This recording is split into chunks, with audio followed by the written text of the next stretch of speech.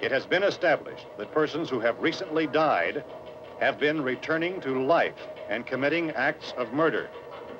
A widespread investigation of reports from funeral homes, morgues, and hospitals has concluded that the unburied dead are coming back to life and seeking human victims. It's hard for us here to believe what we're reporting to you, but it does seem to be a fact. I'm starting off my 6 days of movie recommendations with a classic, Night of the Living Dead.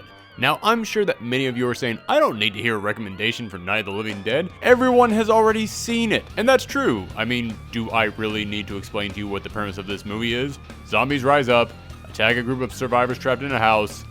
That's about it. However, these recommendations aren't just movies that I want people to see. They're movies that I think are perfect for putting you in the Halloween spirit. And yeah, this movie will do that. I remember going to see a showing of it on Halloween one year, and as I left the theater, everything in the city had a darker, more spooky tone to it.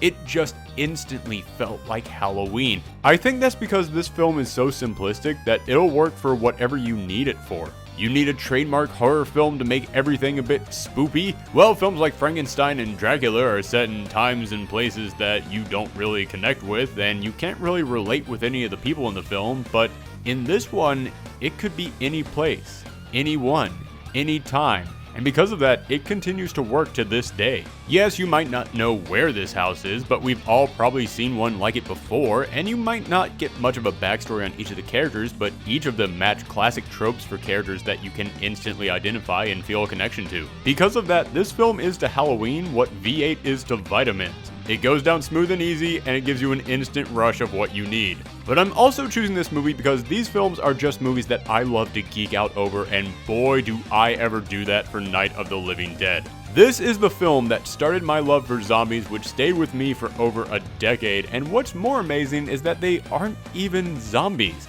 Back when this film came out, zombies were reanimated bodies made through voodoo, not just rising bodies out of the grave. And yet, it completely changed all of that around.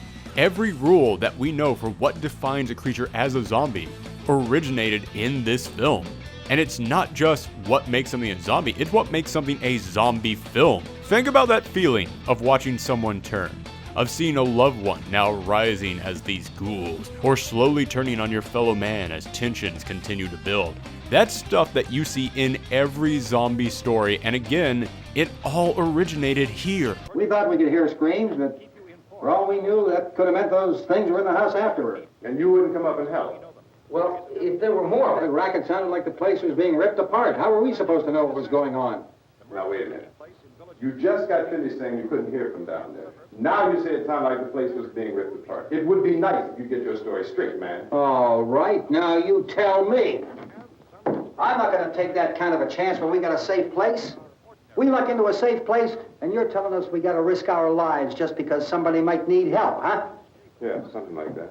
And when it comes to horror movies, I gotta say, the cheaper the budget, the more I'm impressed when they can really do something amazing. And this film had a small budget, small cast, almost no sets, and yet it was just the pure imagination of George Romero that made it scary, that defined an entire genre of horror films. And this film is still gruesome by today's standards, so imagine how much it pushed the envelope back when it was originally released. Imagine being a filmgoer who didn't even think it was appropriate to see a toilet being flushed in a movie, and now you're seeing people eat each other. That took guts to put on the screen.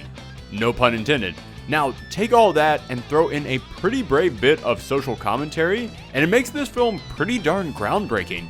So even if you have seen this movie before, go back and watch it again, and just think about how they made such a big impact with such little resources.